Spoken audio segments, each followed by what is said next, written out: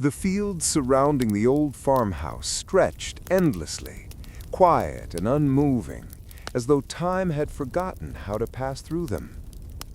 People who wandered that way often paused without knowing why. Something in the air felt different, gentler, slower, almost tender. It was as if the land carried the weight of memories it no longer wished to share, choosing instead to let everything rest exactly where it had always been. At the heart of these unchanging fields stood a lonely farmhouse, weathered by years, yet untouched by the seasons that never seemed to arrive.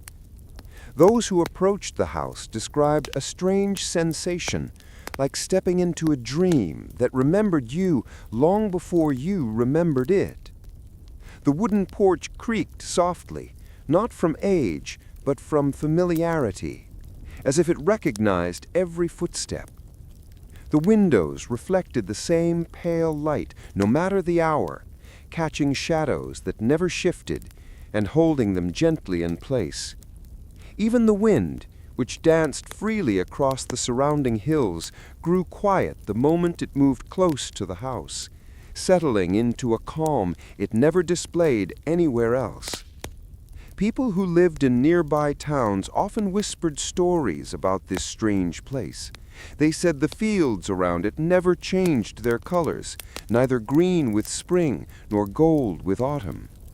The grass looked the same every day, soft and silvery, bending in a breeze that never quite felt real. Farmers passing by would slow their carts, stare for a long moment, and then continue on without speaking a word. They could never explain what they felt, only that something about the house seemed patient, as though it had been waiting for something long before any of them were born. No one remembered who built the farmhouse or how long it had stood there. Some said it was older than the town itself, older even than the dusty road that curved past it. Others insisted it appeared one morning without warning, already weathered, already settled, already carrying the weight of forgotten stories. Strangely, the house never looked abandoned. It looked lived in, loved in, held together by memories rather than wood. But no smoke ever rose from the chimney, and no figure ever stepped through its door.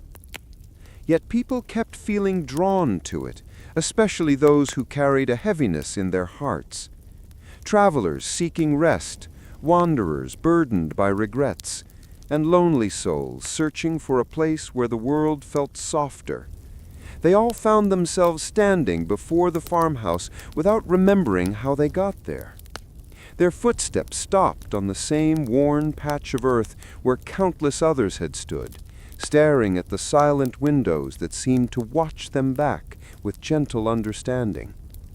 Many claimed they heard faint sounds coming from inside, a soft humming, a sigh, a distant echo of laughter, as if the walls still held traces of moments long past but not gone.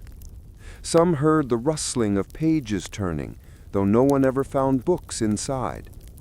Others heard the creak of a rocking chair, though no chair sat in the corners.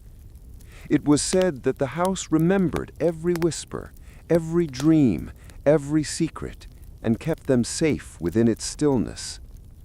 One traveler, a man who had lost more than he could bear, once described what he felt upon approaching the door. He said time seemed to loosen around him, like a tight knot finally unraveling. The ache in his chest eased, the noise in his mind quieted, and for the first time in years he felt the world pause just long enough for him to breathe. When he stepped away and returned to the road, he was different, calmer, lighter, though he couldn't explain what had changed. Perhaps the most mysterious thing about the farmhouse was the sky above it. No matter what season in the world beyond, the sky here glowed with the same soft gold, like a perpetual early morning. Clouds drifted slowly, always lingering but never gathering. Birds glided overhead, their wings catching the light in a way that felt almost enchanted. Nothing hurried, nothing pushed forward. Everything simply was. It was as if the land had chosen this one small corner of the world to preserve in perfect stillness. Some believed the farmhouse existed to protect something sacred, maybe a memory, maybe a moment, maybe a person long forgotten. Others believed it was a doorway between the world that moved and the world that rested. And then there were those who believed the house was alive, not with breath or pulse, but with the quiet heartbeat of nostalgia, the kind that settles deep in the soul and refuses to fade. The truth, however, remained hidden, resting silently beneath the unchanging fields like a story waiting to be told. Every path that led to the farmhouse carried the echo of footsteps from long ago, and every traveler who found it left with a feeling they could not name. But all of them, without exception, felt the same tenderness in the air, a quiet promise whispered by the land itself. For the fields at the edge of memory were not empty. They were full of moments that never aged, full of stories that refused to vanish, full of a time that had chosen to sleep instead of move. And at the center of it all, the farmhouse stood quietly, holding everything together, holding everything still. To step into its presence was to step into a gentler world, a world where nothing hurt, nothing rushed, nothing demanded, a world where the seasons never changed, not because they were forgotten, but because they were cherished too deeply to let go. And those who left the farmhouse, whether knowingly or unknowingly, carried a piece of that stillness with them. It lingered in their thoughts, softened their burdens, and lived quietly in their hearts like a memory they never truly made, yet always belonged to. For some places do not fade with time. Some places hold time. And this farmhouse, standing alone among the unchanging fields, was one of them. A faint longing followed them on the wind, echoing the same stillness that surrounded the farmhouse. Visitors who came to the farmhouse never planned their journey, yet their paths always led there, as though guided by something older than intention. They were quiet travelers, drifting souls who carried burdens too heavy for the restless world beyond the fields.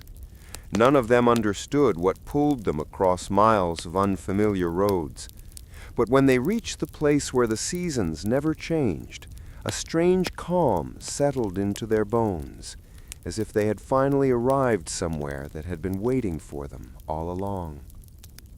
They came from towns far beyond the hills, from highways that hummed with the constant noise of hurried lives, and from lonely stretches of earth where silence hung like a curtain.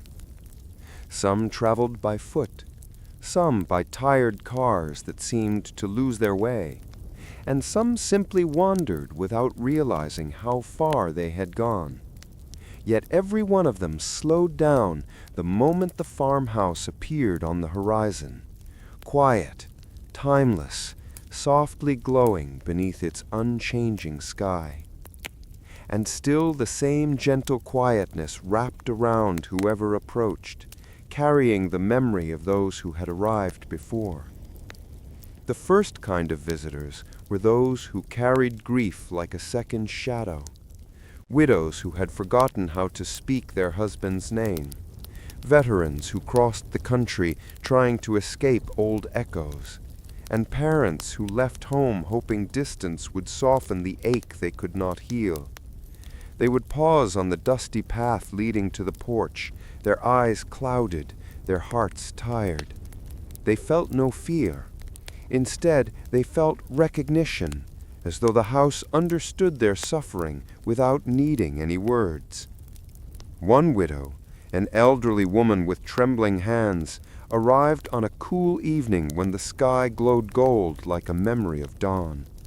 She did not know why she had walked so far or how she had found this place. But when she stood before the porch, she felt her breath steady. The air felt warm around her shoulders, almost like an embrace.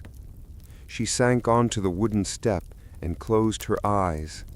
For the first time since her loss, she felt lighter, like grief had loosened its grip.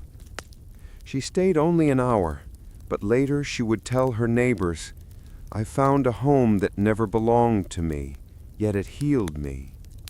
She could not explain it. She didn't try. And as every visitor left, new footsteps eventually followed, guided by the same quiet pull that no one could name. The second kind of visitors were wanderers, those who lived their lives chasing horizons, searching for something they could not define. These were young drifters with worn backpacks, truck drivers who took wrong turns without frustration, and dreamers wandering the countryside with no destination except the road ahead. They often found themselves humming as they approached the farmhouse, as if the land had given them a tune older than the wind. A young traveler named Noah reached the farmhouse one late afternoon, his boots dusty, his shoulders stiff from weeks on the road. He had no map, no plan, and no idea why he felt compelled to follow the narrow dirt path. Yet when he stepped into the golden glow near the house, the exhaustion of the world seemed to fall away. He leaned against the porch railing and stared into the quiet fields, breathing in a peace he hadn't known he needed. He stayed until the sky deepened, though it never truly darkened. When he left, he felt changed, not certain, not complete, but grounded. Later, he told a friend, "It felt like the earth itself was telling me to rest." He didn't know why he said it. He just knew it was true. Still, the farmhouse waited, patient and timeless, calling softly to those who needed something they couldn't name. Some visitors came by accident, families on road trips who made the wrong turn at a crossroads, only to find themselves driving toward an unfamiliar stretch of land. Children pressed their faces against windows, whispering that the place looked old and magical, while parents felt a strange comfort wash over them.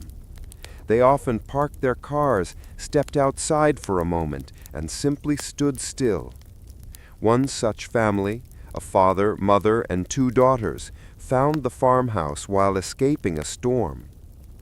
Yet when they stepped into the calm of the unchanging fields, they realized the storm clouds had remained far behind them. The children ran toward the fence, laughing softly, their voices unusually gentle. The parents exchanged a look, both sensing something sacred in the stillness around them. They stayed only long enough to catch their breath, but the parents later admitted that the moment had softened the tension between them. They realized later that they had driven off without taking a single picture, an odd thing in today's world, because something about the place felt too intimate to capture. And each story became part of something larger, woven into the quiet tapestry the farmhouse guarded so carefully. There were also those who arrived in silence, carrying questions rather than burdens. Historians searching for traces of old settlements, writers chasing inspiration in lonely places, photographers drawn to the unusual light that seemed to rest over the fields like a veil. They walked slowly, absorbing every detail, sensing that the land carried endless stories that could not be told in words. A writer named Eleanor came seeking solitude for her next book. She expected an abandoned building, a place to observe and leave. Yet as she approached, she felt something watching, not with eyes, but with memory. She sat beneath the porch and wrote for hours, her pen moving effortlessly. Later she realized she had written not fiction, but a confession, truths she had never spoken aloud. The farmhouse had listened without judgment. When she left, she whispered, "Thank you," though she did not know to whom. And over time, the path leading to the farmhouse filled with invisible threads, connecting strangers who never met but shared the same quiet pull. No visitor ever stayed the night. Perhaps they sensed they were not meant to. Perhaps the farmhouse allowed only what the heart needed, never more. Still, every traveler left a part of themselves behind, a sigh, a memory, a softened moment. In return, they carried away something they could not describe, a feeling of being held gently by a place that existed outside the rush of the world. Some called it magic. Others called it a blessing. A few whispered that the house was alive, but none of them could deny the same simple truth. They had been called there, drawn across miles by a force that felt both ancient and kind. And so the farmhouse stood, patient as ever, waiting for the next quiet soul to feel its gentle tug across the distance. For in a world that spun too fast and demanded too much, the unchanging fields remained a sanctuary for those who needed a moment of stillness, and those who arrived, without knowing why, always left with hearts a little lighter, steps a little steadier, and a memory of golden silence they carried long after the road swallowed them again. They never understood what called them there, but the farmhouse knew, and that was enough. A gentle hush lingered over the farmhouse, carrying the same quiet pull that had drawn countless travelers to its timeless porch. For as long as anyone could remember, the farmhouse had been watched over by an old caretaker, an enigmatic figure known simply as the Keeper. His true name had long slipped from memory, perhaps even his own. His voice carried a softness shaped by a lifetime of forgotten stories, and his steps fell so lightly that people often wondered whether he walked on the earth at all. He lived in the small room behind the farmhouse, though no one had ever seen him enter or leave. He simply appeared whenever someone approached, as if the house itself brought him forward. He was a tall, thin man with silver hair that drifted like mist, and eyes so pale they looked like reflections of the sky. Travelers claimed his gaze made them feel both seen and understood, as though he recognized the heaviness they carried. Yet there was something distant about him too, something drifting, the way memories drift when they are too old to name. And just as the visitors arrived without knowing why, the Keeper spoke as though his stories rose unbidden from a place deeper than memory. No one asked him to speak, yet he always did. When a traveler stepped onto the porch, the Keeper would greet them with a soft nod, then begin to tell a story. His tales flowed like slow rivers, winding through forgotten times where history blurred with dream. Sometimes he spoke of ancient winters that never thawed. Sometimes he spoke of children who played in orchards that hadn't existed for 100 years. And sometimes his stories circled the farmhouse itself, how it listened, how it remembered, how it held things the world had tried to forget. He never told a story the same way twice. A detail might shift, a face might fade, a moment might fold into another. Yet the feeling remained unchanged. His stories were not told from knowledge, but from echoes, fragments of something long buried in the land. One traveler once asked him, "Are these stories true?" The Keeper had blinked slowly, as if the question didn't quite make sense. "Truth," he whispered, "truth is only what refuses to leave." And the silence that followed carried the same weight as the forgotten memories that shaped his voice. Travelers who listened to him felt time loosen around them. His stories drifted through their minds like mist, leaving impressions rather than answers. A veteran once said the keeper's words made him feel like he was remembering something he had never lived. A young woman said his stories felt like dreams she had forgotten to wake from. A lost teenager said it felt like the man was handing him pieces of a puzzle he didn't know he was carrying. Yet for all the wisdom in his voice, the keeper seemed strangely forgetful. Sometimes he paused mid-sentence, staring at the fields as though searching for a memory just beyond reach. Other times he repeated the same line twice, not realizing he had already spoken it. Once, while telling a story about a great fire that swept through the region, he suddenly frowned and whispered, "Was it a fire, or was it something else?" Then he shook his head, sighing softly. It's hard to remember what truly happened. He spoke as though he knew too much and understood too little, as though knowledge outlived memory. And the more he spoke, the more the visitors sensed that his stories belonged to the farmhouse as much as they belonged to him. Some believed the keeper had lived there for centuries, preserved not by time, but by the stillness that wrapped around the land. Others believed he was a spirit of the farmhouse, an embodiment of its memories and secrets. A few wondered whether he was a traveler who once arrived and simply never left, forgetting his own name as the years folded into one another.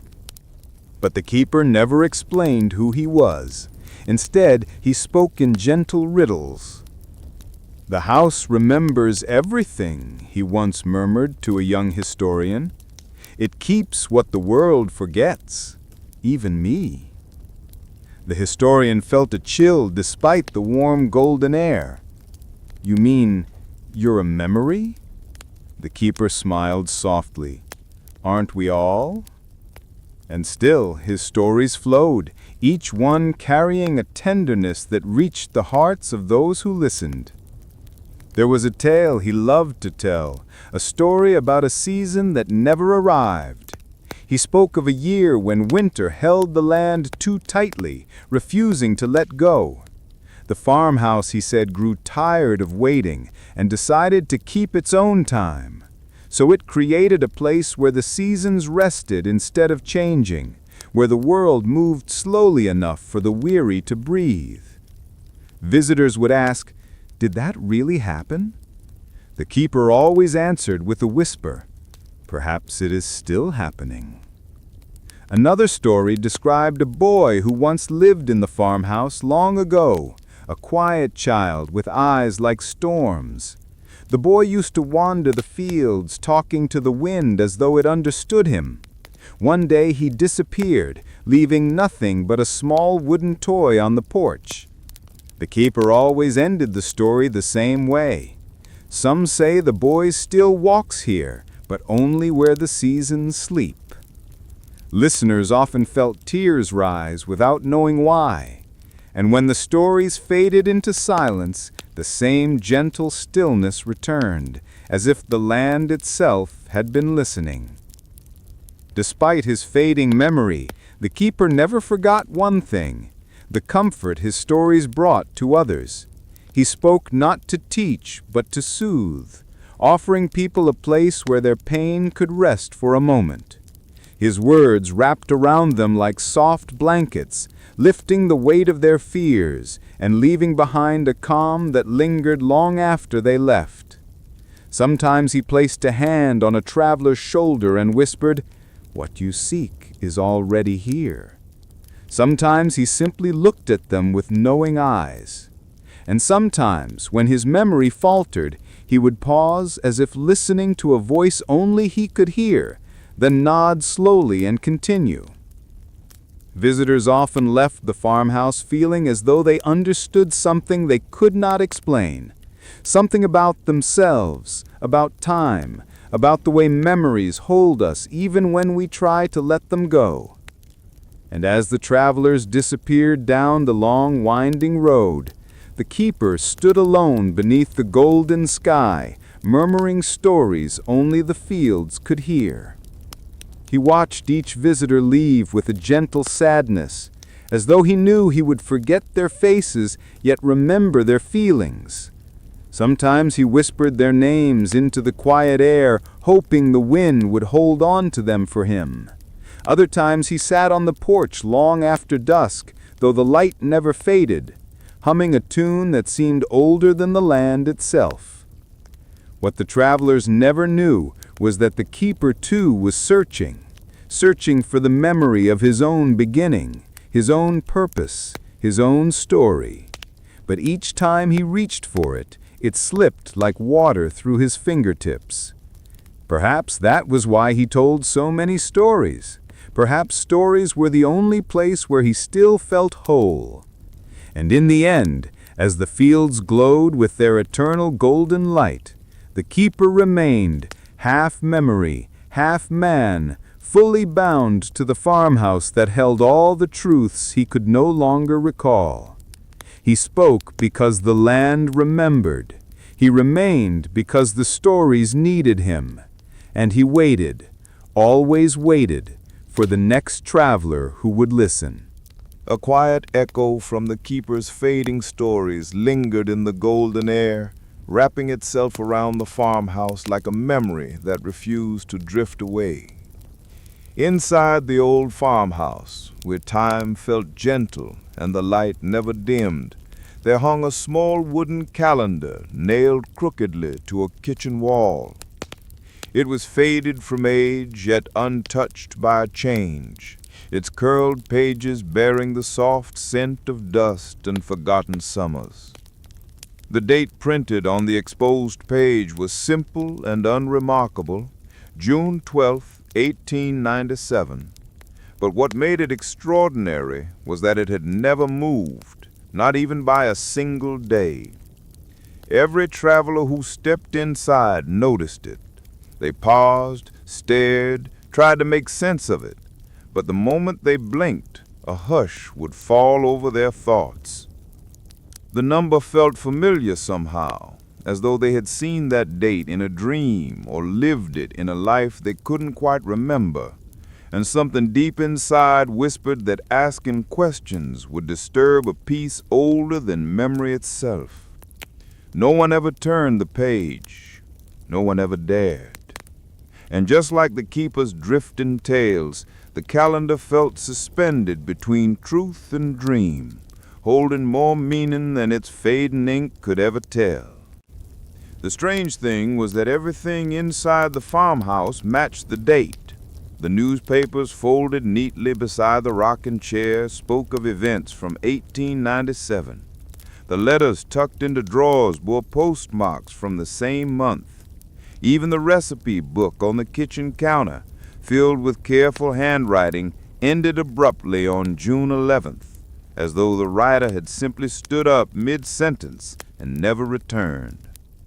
Visitors often said the house felt like it was waiting for something that never came.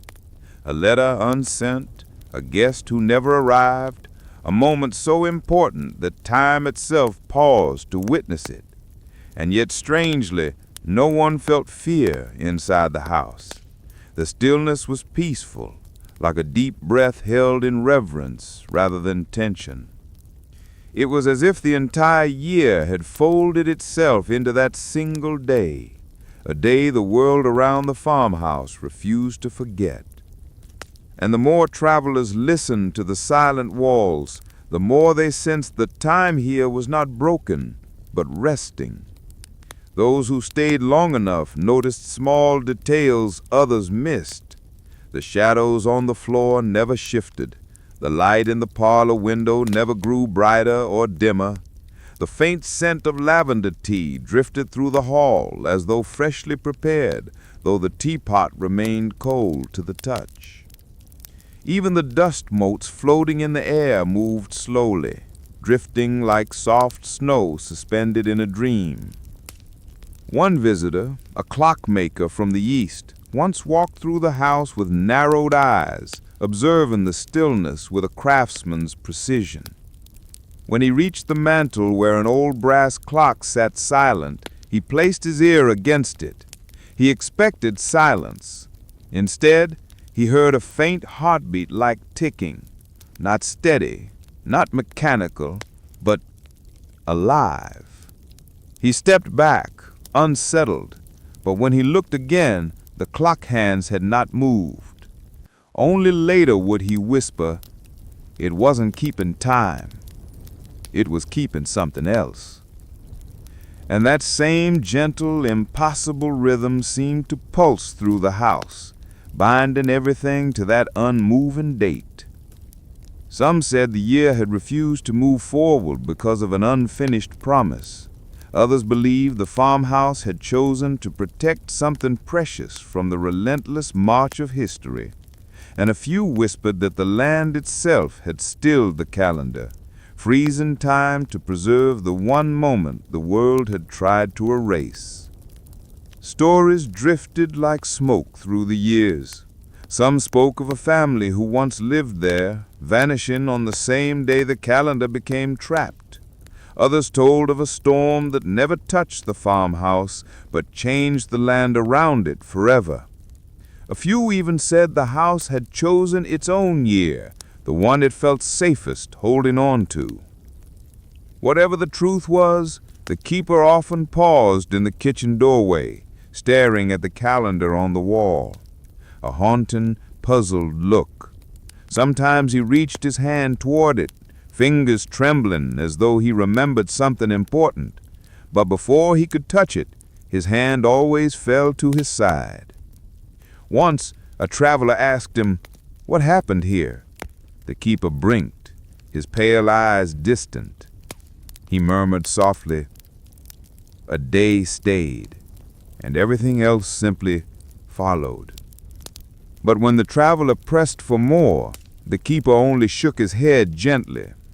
"It slips from me," he admitted, "like trying to hold water." And his confusion only deepened the mystery, as though he too had been caught in that same unmoving year. Some nights, though the sky never truly darkened, the keeper would sit beside the kitchen table, staring at the date on the wall.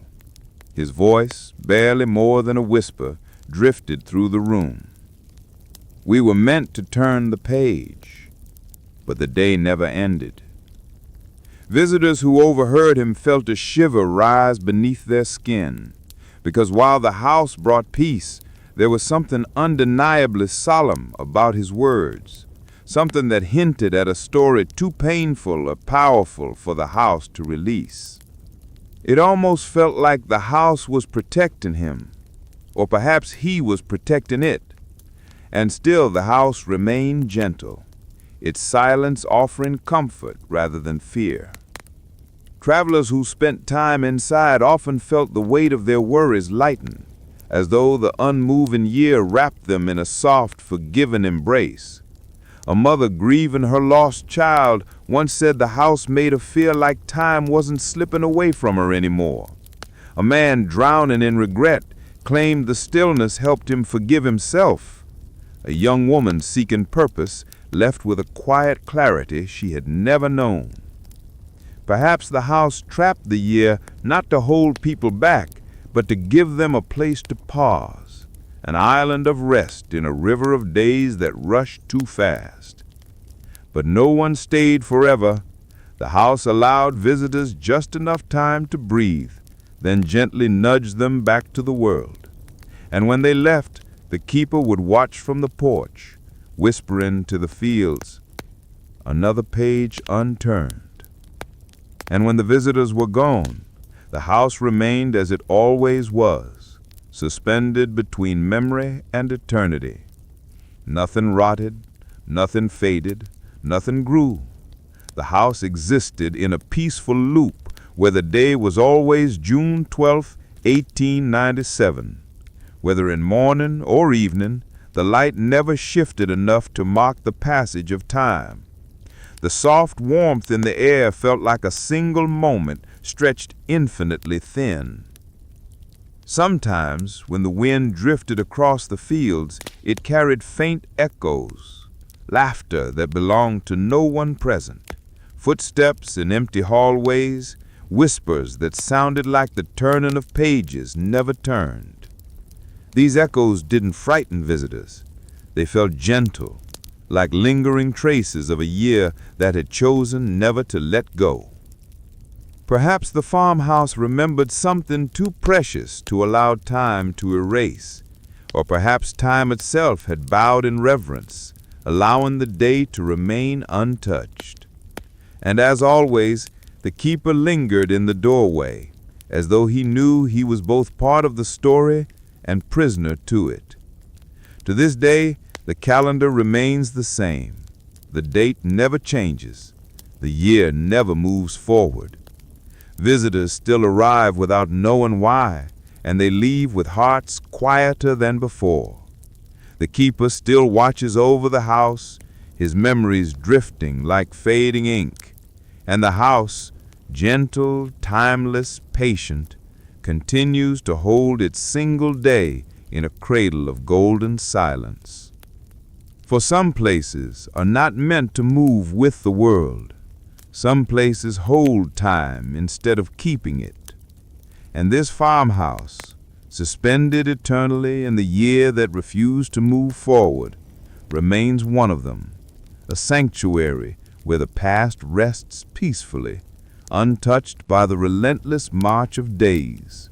The house had always stood like a quiet witness at the edge of the forgotten road, holding its secrets beneath layers of dust, sunlight, and silence. When Elena pushed open the door for the first time in 20 years, she felt something stir inside the hollow rooms. The wooden planks creaked, the shadows rippled, and the dust rose like a soft memory shaking free from sleep. And then she saw them, the footprints scattered across the floor, preserved in the dust as if someone had stepped through only moments ago. They were small and large, light and heavy, overlapping like the tangled paths of many lives. But there were no signs of anyone living here now. No breath, no movement, no presence. Only those footprints, frozen in time.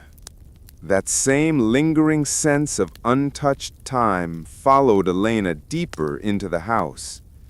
She moved slowly, afraid that even her breathing might disturb the fragile marks.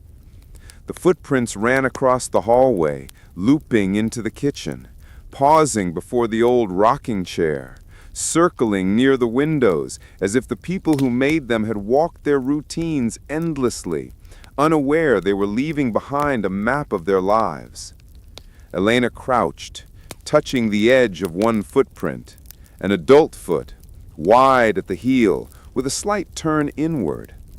Her father's step. She recognized it instantly, the way a child remembers the sound of a familiar stride. Her chest tightened. Her father had been gone for years, buried on a hill where the wind played with the grass. But here, on this dusty floor, it was as though he had never left. With that ache still heavy in her chest, she walked toward the kitchen where the footprints grew even more intertwined. The kitchen looked exactly as it had the day her family left the farmhouse behind. The cupboard doors hung slightly open. The kettle still rested on the stove, and the old calendar remained pinned to the wall, frozen on a date no one had touched. The footprints of children danced here, her own and her brother's. She could trace the chaos of their games in the swirl of prints near the table.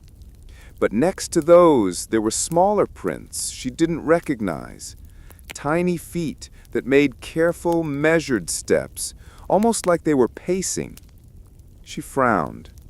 No child had lived here after she and her brother left. No visitors came. Her parents never adopted or cared for other children. And yet here were these footprints, preserved perfectly beside her own. That quiet sense of bewilderment deepened as she followed the mysterious small footprints toward the living room. The living room felt colder, as if the air itself carried an old breath that had never fully exhaled. The footprints here formed strange patterns, circles, stops, hesitations, as if the people who made them were pausing to listen or waiting for someone to speak. Elena's fingers brushed across the dusty floor, tracing the path of the smallest prints. They led her to the window where the afternoon light painted them in gold.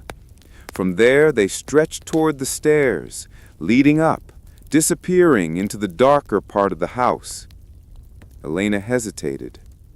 The upstairs had always felt different, even when she lived here as a child. Shadows lingered too long, doors closed when no one touched them. Her mother used to say the house was simply old, settling into its bones. But Elena had felt something else, like they were never truly alone. That atmosphere of hushed waiting clung to her as she climbed the stairs, her own steps joining the ancient footprints behind her. The stairway groaned under her weight, but the footprints on the steps remained undisturbed. Dust should have shifted, but it didn't. It looked as though the marks repelled time itself, refusing to fade. Upstairs, the hallway stretched silently into dimness. Elena's gaze drifted to the left, her parents' room. The door was slightly ajar. Footprints crowded the doorway as if generations had stood there, hesitant, curious, afraid to enter. Her hand trembled as she pushed the door the rest of the way open. The room smelled faintly of lavender, her mother's favorite scent, though no bottle had remained in the house. The footprints here were the deepest, carved into the dust like impressions in soft clay. Some were familiar, her mother's, light and quick, but others belonged to people she had never known. A heavy pair, broad and unhurried. A small pair, oddly angled, like someone who walked with a limp. And another set, barefoot, almost too narrow to be human. Elena's throat tightened. That shape of fear and curiosity guided her toward the center of the room, where the footprints overlapped like stories layered over time. It felt as though the house had collected every step ever taken inside it and preserved them because no one else remained to remember them. Elena closed her eyes, imagining the people who once lived here before her family bought it. She remembered stories of a woman who used to sing at the window, a man who carved wooden toys, a runaway child who found shelter for a single winter. The house had seen them all. Maybe it never let go. Maybe the dust remembered more than the walls did. As she opened her eyes again, she noticed something strange. Some footprints were not covered by her own shadow. They seemed to cast their own faint outline on the floor, as if dim echoes of the people lingered within them. That eerie realization pushed her to look beyond the footprints and toward the old wardrobe standing silently against the wall. The wardrobe's doors were closed, but the dust around it held a trail of footprints, a straight path leading to it, and the same path leading away. She tugged the handle, but it didn't move. Then she saw it. The footprints leading away were lighter, softer, as if whoever walked out was carrying a burden that made their steps cautious. Taking a deep breath, she tried the other handle.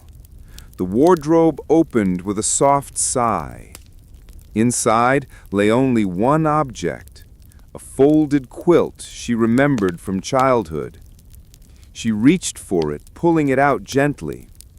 As it unfolded, dust drifted down like old snowflakes, revealing embroidered patterns, birds, stars, and tiny feet marching along the edges. Someone long before her had stitched those feet, capturing movement in thread. But the feet on the quilt were the same size as the small footprints on the dusty floor. That connection sent a shiver through her spine as she slowly realized the house had always carried more stories than her family ever knew. She sat on the floor, quilt in her lap, staring at the footprints surrounding her. These were not ghosts, not spirits lingering out of sorrow or unfinished business. These were memories, living memories etched into the house itself. The house had preserved every life that walked through it, holding on to their traces because no one else remained to remember them. Elena felt a lump in her throat. This house wasn't haunting anyone. It was holding on, refusing to let history fade. That gentle understanding softened her fear, turning it into a quiet reverence as she rose and walked back downstairs. She moved carefully, stepping between the footprints. She felt as though she were walking through a tapestry of lives, each step honoring the ones who came before. When she reached the living room again, the sunlight had grown warmer, brighter, touching the footprints with a glow that made them look almost alive. Elena kneeled, placing the quilt on the dusty floor. She whispered a thank you, not to any single person, but to the countless footsteps that shaped the house's long memory. And as she stood to leave, she noticed something new. Right beside the doorway where she had first stepped in was another footprint, fresh, clear, and unmistakably hers. The house had claimed her too, not to trap her, not to haunt her, but to keep her story alongside the others, so nothing would ever be truly forgotten. Elena smiled softly, closing the door behind her. The footprints remained inside, untouched, unfading, preserved by a house that remembered everyone who ever stepped through. The village of Aurelia lay hidden beyond the last bend of a quiet river, and anyone who arrived there noticed only one thing before all else: the sky. It never changed, it never dimmed, it never surrendered to night. It glowed endlessly in the same soft gold, as though dawn had decided to settle above the town forever. Newcomers paused at the riverbank, confused by the warm shimmer that softened the rooftops and turned every shadow gentle. But the villagers lived beneath that golden sky as naturally as birds resting in their nests, untouched by the strangeness. To them, this was simply how the world had always been. And when Ilara returned after 12 long years away, she felt the air thicken with memory the moment she stepped onto the sunlit path. The gold light wrapped around her like a forgotten embrace. With that same dreamy warmth resting on her skin, Ilara walked toward the heart of the village, where the familiar glow painted everything with soft nostalgia. Nothing had changed. Not the winding stone road, not the small wooden stalls of merchants, not the laughter floating from the bakery where sweet rolls always smelled of honey. The people she passed greeted her with calm smiles, but their eyes held a strange stillness, as though time had smoothed their emotions into quiet ripples. She remembered them livelier, fuller, loud with morning chatter. But under the eternal dawn, everything seemed softened, blurred like the edge of a fading dream. Ilara slowed her steps, glancing up at the golden sky that had once been the backdrop of her childhood. It felt gentle, almost too gentle, like a hand pressing softly against her chest, urging her to breathe slower, think slower, move slower, as though it didn't want her to notice something. That faint tug of unease followed her as she approached her old home at the edge of the village. The cottage stood exactly as she had left it, green vines curling around the windows, the wooden fence leaning slightly as if tired but unwilling to fall. She opened the door, expecting dust, expecting the scent of abandonment. But the air inside smelled like rosemary and citrus, her mother's favorite blend. Her breath caught. Everything was clean, tidy, lived in, as if someone had dusted the shelves that very morning. Yet no one had stepped foot in this house since her parents disappeared. Ilara touched the dining table, her fingers trembling. The wood felt warm, too warm, as if sunlight had kissed it not hours ago, but moments ago. She looked down and saw something that made her freeze. A cup of tea sat at her father's old desk, faint steam swirling from its surface. That same shiver of disbelief guided her deeper into the house as she followed the trail of subtle impossibilities. The picture frames on the wall were straightened. The books on the shelf were arranged by height instead of color, the way her mother quietly preferred. A sweater lay folded neatly on the armchair, as if someone had just placed it there. Yet the house was silent.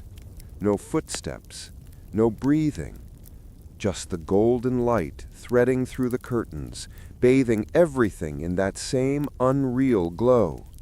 Ilara whispered her parents' names, but the stillness swallowed her voice like a sponge absorbing water.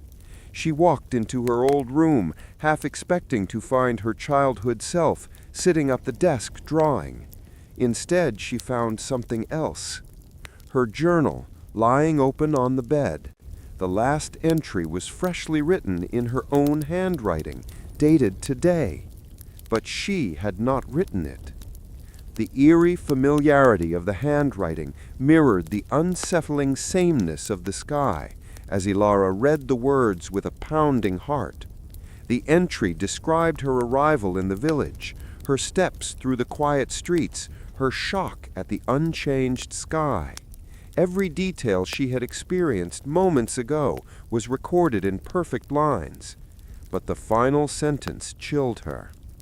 She will soon remember what she chose to forget. Ilara backed away from the journal, breath quickening, though the air around her remained warm and slow, as if urging her lungs to calm. She rushed to the window and looked outside. Villagers moved like gentle shadows, their steps unhurried, their expressions peaceful. Too peaceful. It was not natural, she realized. No one hurried to work. No children ran in games. No elders argued over morning markets. Under the eternal dawn, everything existed in a soft, golden pause. That growing tension pressed against her as she hurried to the village square, searching for answers in the warm haze. The square looked almost surreal. The fountain still bubbled quietly, scattering droplets that sparkled in the golden light. The same flowers her mother planted years ago bloomed in neat rows, unchanged in height or color. Even the stray cat that once haunted the square stretched lazily in the same spot as if it had never aged a day. Ilara approached an old woman selling fruit. "When was the last time the sky changed?" she asked. The woman smiled, placing a peach into her basket. "Oh, my dear, it's always been this way. Isn't it beautiful?" Ilara nodded weakly. "Yes, but does nothing ever change here?" The woman's smile didn't flutter, didn't strain, didn't move at all. "Change is unnecessary when everything is already perfect." A cold prickling crawled up Ilara's spine. Carrying that dread with her, she hurried toward the riverbank where the golden light shimmered strangely on the water. The river should have reflected the sky, but instead it held a deeper glow, almost like molten gold flowing beneath the surface. Ilara knelt, dipping her fingers in. The water was warm, like the first hour of morning. No breeze disturbed its surface. No fish rippled it from below. It felt asleep, though it moved. She stared into the river's soft brilliance and felt a sudden pull of memory, like someone tugging gently at the edge of her mind. She gasped. A vision flickered, her parents standing by this river, looking at the sky with fear instead of wonder, their faces tense, their eyes darting, and then the vision faded before she could grasp it. When she stood, the river looked peaceful again, as if it had never shown her anything at all. The fading memory left a heavy echo inside her as she returned to the village, determined to uncover the truth buried beneath the softness. She walked to the old observatory at the hill's peak, the place her father once loved. The path was illuminated by the same golden glow that never shifted. But something felt different as she climbed. The air thickened, the warmth grew heavier, almost suffocating. The observatory, once a decrepit building her father used for stargazing, now looked almost untouched by time. The door opened without effort. Inside, she found the telescope pointed at the sky that never changed. A single journal lay on the stand. Her father's handwriting filled the pages with frantic entries. The sky is stuck. The village is trapped in one moment. People are forgetting themselves. We must leave before it erases us too. The last entry ended mid-sentence. The weight of the truth pressed down on Ilara like the too soft warmth of the golden sky. Her parents had discovered something unnatural behind the beauty. The endless dawn was not a gift, it was a cage, a perfect trap of unchanging time, weaving comfort so gently that no one questioned it. But those who questioned it too deeply, perhaps, disappeared. She turned toward the doorway and froze. A figure stood there, her mother, alive, unchanged, glowing in the golden light. "You came back," her mother whispered, voice warm yet hollow. Ilara stepped forward cautiously. "Where is father?" Her mother smiled, gentle and wrong. "He went deeper into the dawn." Ilara's heart twisted. "Mother, we have to go. This place, this sky, it isn't real." Her mother touched her cheek. Her skin felt warm, almost too warm, like the sunlight itself. Her breath shortened. Her mother wasn't alive, not in the way she remembered. She was part of the light, part of the dawn that refused to end. The unbearable tenderness of that moment broke something inside her as she pulled away and ran from the observatory. The golden sky seemed brighter, heavier, as if it sensed her rejection. The village shimmered like a painted memory, its edges fading, its people drifting like soft reflections. Ilara stumbled toward the river, the only boundary she remembered. The warm air clung to her, whispering for her to stay. But she pushed forward, her steps growing quicker, sharper, real. As she reached the riverbank, the golden glow trembled around her, wavering like a fragile illusion. She took one trembling breath and stepped into the molten-looking water. It surged cold around her, shocking and sharp, real unlike anything in the village. And as she waded deeper, the sky behind her flickered, the golden glow thinning like smoke. With that final surge of truth breaking through, she pushed herself forward, desperate to escape the dream that wanted to keep her forever. The river suddenly pulled her under, cold currents swirling around her. She held her breath as the world dimmed, as gold turned to gray, as the illusion cracked. When she finally emerged on the far side, gasping, she looked back. The village of Aurelia was gone. The golden sky had vanished. Only an empty forest stood across the river, silent and real, beneath the shifting, imperfect evening sky. The first true dusk she had seen in years. Ilara collapsed onto the grass, tears slipping down her cheeks. The world felt colder, harsher, but alive, free. Behind her, the sky glowed faintly gold for one last moment, then faded completely. And dawn, for the first time in Aurelia's long memory, finally came to an end. A hush settled across the land like a heavy blanket, the kind that made even the wind forget how to move.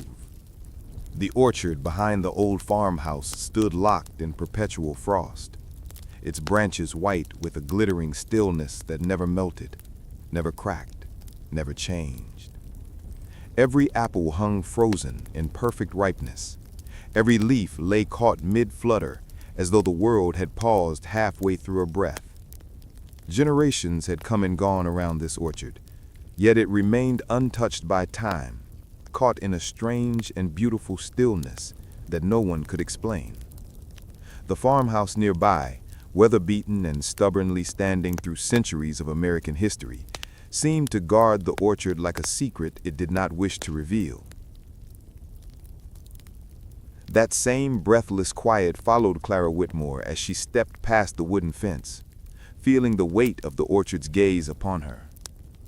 Clara had returned to her family's land only once in her adult life, and even then she avoided the orchard. But now, holding her late grandmother's journal, she felt a pull she couldn't ignore. The journal had been found tucked beneath a loose floorboard in the attic, its pages filled with trembling handwriting and warnings written in urgency. "Do not disturb what sleeps beneath the orchard," her grandmother had written repeatedly. "It remembers." That message haunted Clara as she walked between the frozen rows. The frost crackled under her boots, yet no snow fell from the sky. The trees seemed aware of her presence, their branches rigid, their silence thick with unspoken history. That eerie sensation stayed with her as she reached the center of the orchard, where the ground dipped into a shallow hollow. The hollow had always been avoided by her family. As a child, Clara remembered watching her grandmother skirt around it, never stepping across its edge. The center tree, thicker and older than the others, stood with roots knotted like the hands of someone who had gripped the earth too tightly for too long. Its bark shimmered faintly, as though frost clung to it from the inside out. Clara approached cautiously, feeling the cold intensify with every step. When she finally stood before the massive trunk, she saw something she hadn't noticed as a child. Symbols carved deep into the bark. Not English, not Latin. Something older, something forgotten. The weight of those ancient markings pressed against her curiosity as she reached for the trunk, fingers trembling. The moment her hand brushed the bark, a pulse of cold shot through the ground. The frost shimmered, the air thickened. A faint whisper drifted through the orchard, thin, distant, and echoing with the weight of centuries. Clara stumbled back, heart racing. She opened her grandmother's journal, flipping through pages until she found a sketch of the same tree, its roots drawn twisting downward like tendrils, searching for something hidden. Beneath the drawing, her grandmother had written, "This is where the seasons died." Clara felt a chill deeper than any winter. What had her family been guarding? What history had been buried under her feet?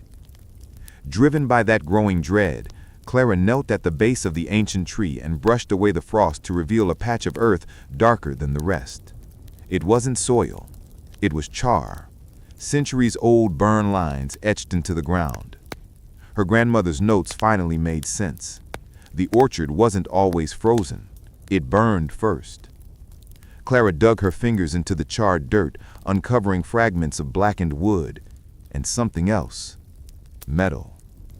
She unearthed a small iron latch, cold as ice. The shape of it suggested a door of some kind, hidden beneath the tree. Her breath trembled. The orchard had not simply grown over history. It had been planted on top of it. She scraped away more earth until a hatch emerged, sealed shut by frost and age. The whispered echo sounded again, faint but urging. With that soft, haunting whisper guiding her, Clara gripped the hatch and forced it open. The hinges groaned like an old wound reopening. A rush of frigid air spiraled upward, colder than any winter wind. Beneath the hatch, a staircase descended into darkness, lined with stone walls glittering faintly with frost. Clara hesitated only a moment before climbing down. The deeper she went, the quieter the world became. Even her breath felt muted. At the bottom, she stepped into a cavern older than the farmhouse, older than the orchard, older than any record her family had kept. Frozen roots threaded through the ceiling like veins, glowing faintly with blue-white light. The glow from those roots cast an otherworldly shimmer as Clara walked further into the chamber. In the center of the cavern lay a circular stone platform, its surface carved with the same ancient symbols she had seen on the tree. But the true shock lay in what rested upon it. An artifact shaped like a hollowed sphere of metal and crystal, radiating the same icy glow as the orchard above.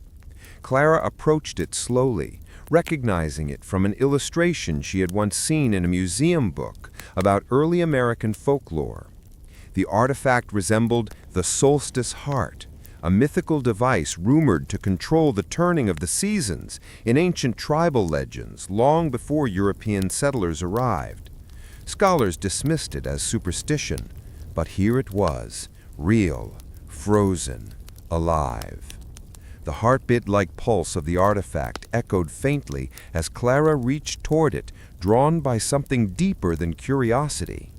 The moment her fingers hovered over its surface, a flash of memory surged through her, not her memory, but her grandmother's. She saw settlers arriving in the valley centuries ago, discovering the artifact buried beneath a natural spring. She saw them attempting to harness its power during a brutal winter, hoping to bring early warmth to their crops. And she saw the moment everything went wrong. The artifact overcharged, releasing a burst of energy that froze the entire orchard in time. People shouted, the ground shook, and the farmhouse became locked in a seasonless pause that endured for generations. The settlers fled, leaving her ancestors to guard the mistake forever. The weight of that inherited memory settled into Clara's chest as she stared at the artifact glowing quietly beneath the frozen orchard. She understood now why the farmhouse never aged, why the orchard never thawed, why her grandmother never allowed anyone near the hollow. The artifact wasn't just powerful, it was unstable, still active, still capable of reshaping the land, and still waiting, as if expecting someone to awaken it. Clara stepped back, heart pounding. She didn't know whether to destroy it, to take it, or to leave it undisturbed. Her grandmother's journal gave no advice, only warnings. If awakened, it will remember what it was meant to do. Carrying that fear, Clara realized the truth. If the artifact remembered how to move the seasons again, the consequences might be irreversible. She knew she couldn't leave it exposed, nor could she risk trying to control it. The only choice was to bury it again, deeper than before, sealed away with a knowledge that should never resurface. Clara gathered her strength and pushed the heavy hatch closed above her, sealing the chamber in darkness once more. She climbed back into the orchard, the same frost-covered branches whispering faintly as though relieved. The trees around her seemed to exhale, their stillness settling again into patient silence. That quiet acceptance lingered as Clara stood beneath the frozen branches, staring at the orchard with new understanding. The seasons had stopped not through magic alone, but through human hands tampering with forces far beyond their grasp.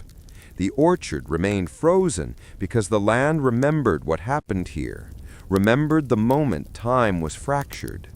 And the farmhouse, standing untouched through every historical era, was simply a witness holding the weight of a legacy no one else could see. Clara walked slowly back toward the farmhouse, feeling the frost crunch softly beneath her boots. She knew she would carry this secret just as her grandmother had. And as the pale winter light washed over the orchard, shimmering against the frozen branches, Clara understood one last truth. Some histories remain hidden not because they are forgotten, but because the land itself chooses to keep them. Stillness lay over the land like a soft veil, a quiet so deep it felt almost protective, yet beneath its gentleness lived an ache waiting to be found.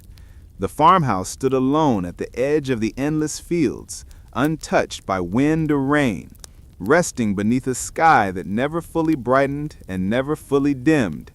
Time had softened everything here, smoothing each sound until even footsteps faded before reaching the ground. When Clara returned to this place, carrying the weight of her grandmother's memories and the truth buried beneath the orchard, she felt the silence wrap around her like a familiar but bittersweet embrace. It was beautiful, peaceful, but wrong in a way she could feel in her bones.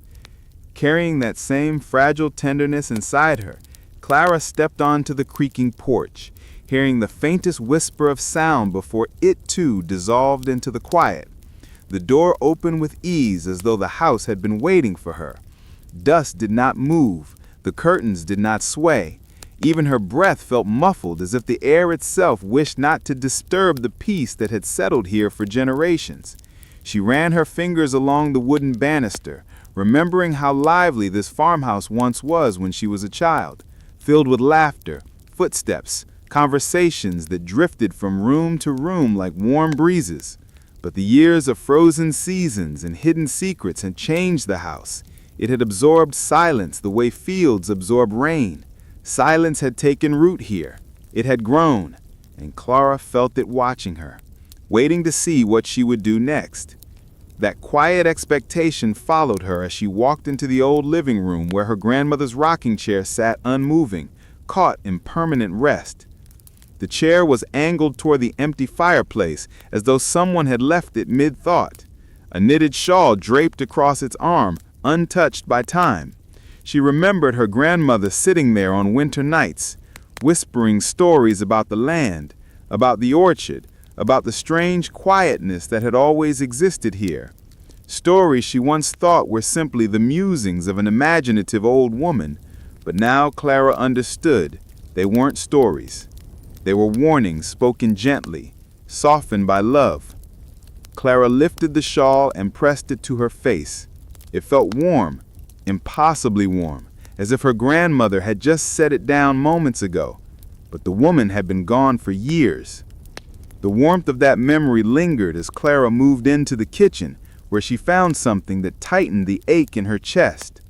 A kettle rested on the stove, filled with water that never boiled away.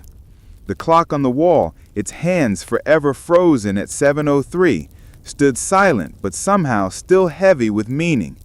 Her grandmother's cookbook lay open on the table, a recipe half written, the ink still dark as though the pen had just left the page.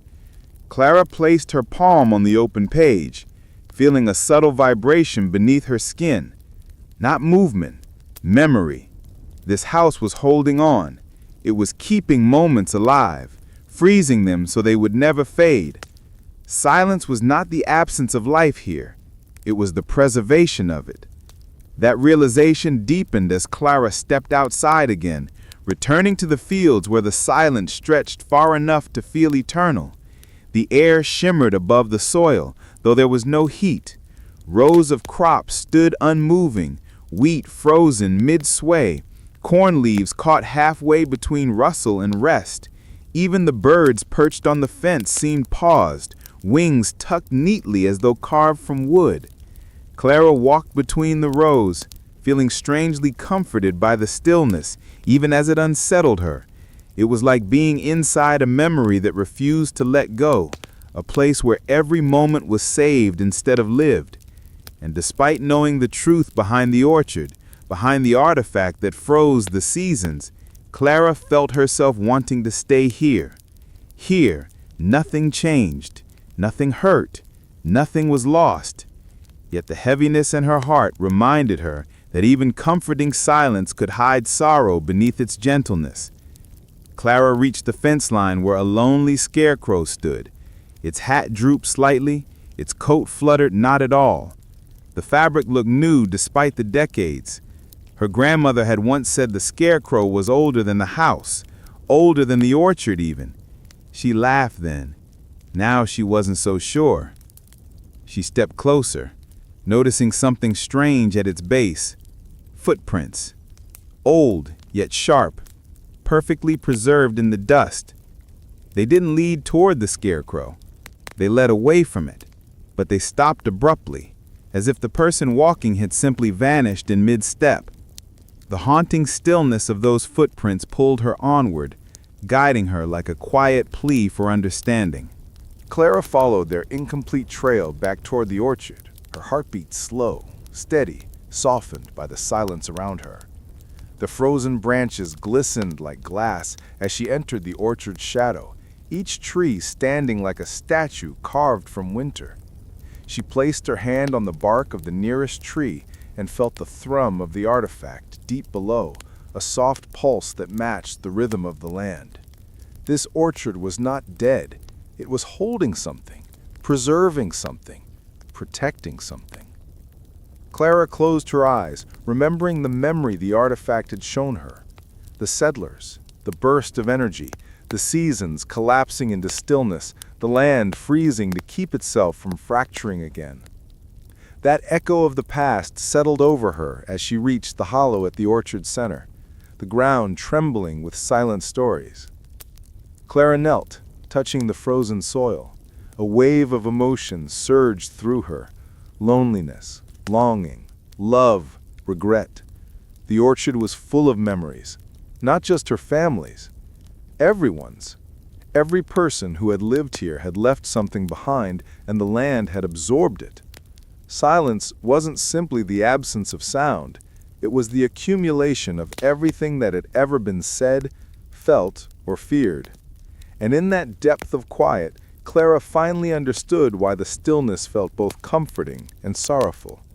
The land was trying to keep them safe, to keep them whole, even as it trapped them in an unchanging world. With that painful tenderness settling in her chest, Clara rose and looked toward the farmhouse one more time. She realized what her grandmother had carried all these years, both the burden and the blessing of knowing the truth. Silence had grown here because sound meant movement, movement meant change, and change threatened to awaken a history that had once destroyed the seasons. The land had given them safety at the cost of time itself. But Clara also realized something else, something more fragile. If the silence kept growing, if the stillness continued to deepen, the world might forget how to move at all. People would fade into memories preserved instead of lives lived. Holding both the sorrow and comfort of that truth, Clara walked back toward the house with the decision forming in her heart. She stepped into the living room and stood before her grandmother's rocking chair. Gently, she pushed it. For the first time in years, the chair moved. It rocked once, creaking softly, a small sound, but a real one. It felt like breaking a spell. The house seemed to inhale sharply as though surprised. Clara whispered, "It's time to let things change." The silence shivered. From somewhere beneath the floorboards, the faintest hum of movement. The house shifting, breathing, began to stir. It wasn't loud, it wasn't dramatic, but it was enough. That tiny awakening echoed outward as Clara stepped onto the porch and watched the first breeze in a century ripple through the frozen fields. The wheat moved, just a little, a feather's width of sway, but it moved. The orchard remained still for now, waiting, watching, deciding whether to let go of its long-held silence. Clara knew the land would take time to unfreeze, to remember how to be alive again. But she also knew that silence, once broken, could never grow unchecked again. She closed her eyes and breathed deeply, letting the air fill her lungs with something that felt like a beginning. And for the first time in generations, the silence did not swallow her breath. It carried it gently across the fields, proof that even the deepest stillness can learn how to move again. Soft echoes of yesterday drifted through the quiet fields, carrying with them the gentleness of a dawn that had waited far too long to be born. For ages beyond memory, the farmhouse had stood in its glowing stillness, wrapped in a golden calm that neither day nor night dared to disturb. But on this particular morning, something subtle yet unmistakable trembled in the air, like the faint inhale of a world preparing to awaken. In the lingering hush that followed, the farmhouse seemed to listen, as if the walls and windows understood that their long-kept secret was finally ready to step out into the light. Dust floated lazily through the hallway, illuminated by a brightness that felt newer than anything the house had known. The orchard outside, once frozen in its eternal half-blossom, shimmered under a sky that carried the first hint of movement. Time, slow, hesitant, and almost shy, was beginning to stir. And yet, even as the shift crept quietly across the land, the memory of the long silence still clung to every corner of the farmhouse. It clung to the beams in the attic where old footsteps had waited for decades. It clung to the floorboards that had never dared to creak. It clung to the empty rocking chair on the porch that had faced the unmoving horizon for a lifetime. All of it watched, and all of it waited, as though unsure if the change was something to embrace or fear. With the orchard stirring behind it, the house seemed to breathe out the years it had held inside. Before this moment, the story of its stillness had belonged to quiet whispers, unspoken memories shared between visitors who never understood why they were drawn to the place, and a keeper whose half-remembered tales danced dangerously close to truth. Now, however, the truth rose on its own, warm and unburdened, ready to settle into the world at last. From the edges of the farm, light swept slowly inward. Not the soft gold that had forever bathed the valley, but something richer, more alive, as if the sun had finally remembered how to move across the sky. Grass that had remained the same shade of muted green for generations now shimmered with a hint of spring's freshness. The air tasted different too, crisper, almost sweet, with a faint undertone of soil warming after being asleep for too long. Everything was shifting, gently yet undeniably, toward becoming something new. And this change seeped deep into the walls of the farmhouse. Rooms that once existed in a quiet loop now seemed to pulse with the rhythm of passing time. The clock in the kitchen, frozen on the same minute for decades, flickered. Its hands trembled once, twice, as though gathering courage after a long rest. And then finally, it ticked, just once. But that single sound echoed through the house like a heartbeat returning to a body once thought still. Following this awakening, the house filled with a subtle warmth, not just from sunlight, but from memory itself. It was as though decades of stories, half told, half lived, half remembered, were rising from the walls. Laughter from old summers, footsteps from winters that never arrived, conversations that hung unfinished in the air. All the fragments the house had collected began to settle into place, weaving themselves into something whole. With each passing minute, the orchard outside changed too. The blossoms, once forever on the edge of opening, finally loosened. A petal, just one, fell through the stillness. It drifted down slowly, gracefully, touching the earth with the softness no one had witnessed here for generations. And as it settled into the soil, a quiet ripple seemed to spread through the orchard. Branches swayed, leaves rustled. Fruit, once stuck between youth and ripeness, finally exhaled the sweetness of summer. The farmhouse responded to this transformation with a gentle sigh of its own. Windows creaked open to let in the movement of air. Curtains fluttered as though remembering the wind. The old rocking chair shifted slightly, nudged by a breeze that had not existed for a century. Time was flowing again, no longer suspended, no longer held back by the weight of forgotten history. And yet, as life returned to the valley, the echoes of the past were not lost. Instead, they blended elegantly into the rhythm of the present. For the first time in years, perhaps in lifetimes, the farmhouse was not merely a keeper of memories, but a witness to time in motion. It watched, quietly proud, as the landscape around it awakened from its long pause.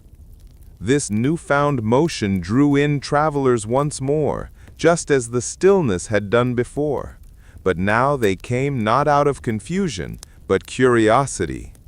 They arrived feeling a strange familiarity in the breeze, a softness in the light, an echo of stories they had never been told, yet somehow remembered. The farmhouse greeted them not with silence, but with a warm, living quiet, the kind that comes from a place finally at peace. And piece by piece, the truth behind its long-held secret unfolded. Generations ago, a family had lived here, a family whose love for each other was so deep and so fragile that they wished for one perfect year to last forever. They had prayed for time to slow, for the seasons to stay gentle, for the world to hold its breath so they could savor every moment. Somehow, impossibly, the land had listened.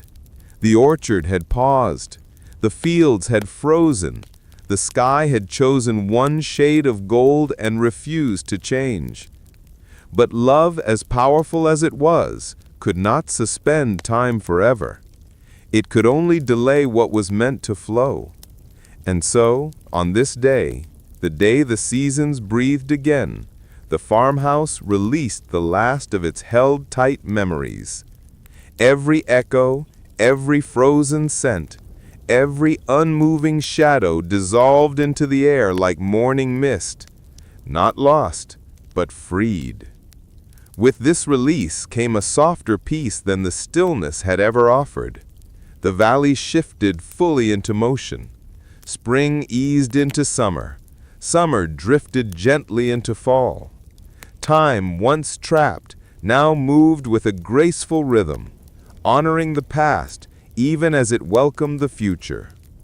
And as the sun finally began its slow descent, the first sunset the farmhouse had seen in more than a century, the sky shimmered not with the old unmoving gold, but with layers of orange, rose, and deepening blue.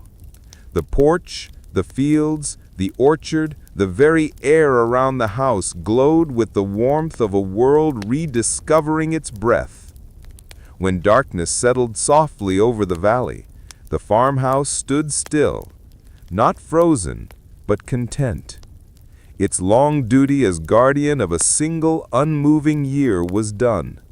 Now it existed not outside of time, but within it, ready to gather new stories, new footsteps, new memories carried in on the wind. And somewhere in the quiet night, as leaves rustled and crickets began to sing again, the house seemed to whisper a final farewell to the stillness it had once protected. Time had returned. History had resumed its gentle path. And the seasons, after lifetimes of silence, finally breathed again.